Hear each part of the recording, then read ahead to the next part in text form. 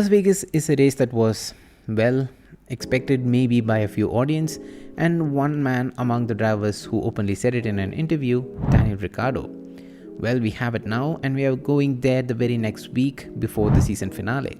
Well, I don't have too much of an expectations from this race, and I think putting any racetrack after Brazil will always undermine its performance because, as I said before, it's almost impossible for Brazil to deliver a dull race. But I think Las Vegas might even end up being the worst track to go race at this year, surpassing tracks like Miami, Yas Marina and Autodromo Hermanos Rodriguez, because it is just a bunch of long straights connected with a couple of curves. I expect teams to run a low drag package similar to what they do around tracks like Spa and Monza, with tow and slipstream effect expected to be very strong due to the low ambient temperature, which increases the air density. When we look back in the past, Las Vegas Grand Prix was something that was on the calendar back in 1981 and was held till 1982, known as the Caesar Palace Grand Prix, before it got dropped due to low crowd pulling and losses caused to the hotel. But with the recent surge of fans for F1 in the US, the new owners of F1, Liberty Media, brought in two new American Grand Prix of Miami and Las Vegas to the calendar alongside the one that already existed, the Austin Grand Prix.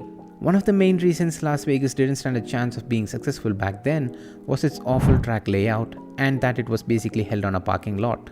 But this time out, the track is set up on the hotspot of Las Vegas, with the drivers getting to blast through one of the longest straights of the track, the Las Vegas Strip. I expect either very minimal overtakes due to the DRS strain, or I expect an overwhelming amount of overtakes due to all the long straights with DRS.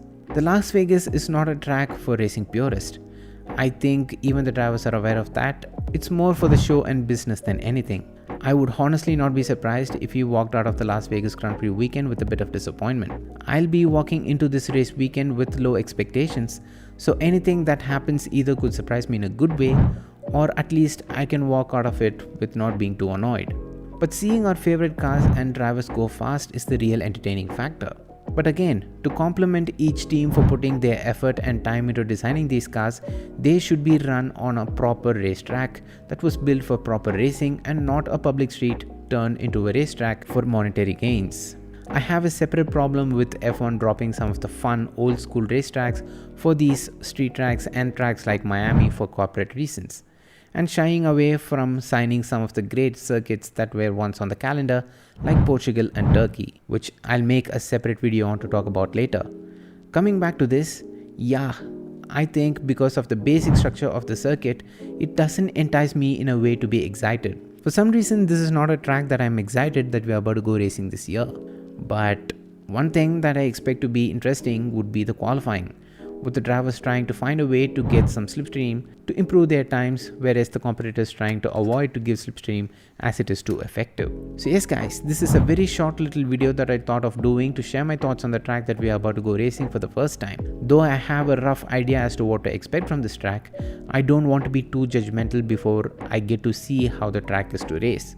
So yeah, if you like this video, make sure to hit the thumbs up button and let me know down in the comments on your thoughts and expectations on this track. With that being said, subscribe to the channel if you're new and hit that bell icon and turn on all notifications so you get notified whenever I upload a brand new video.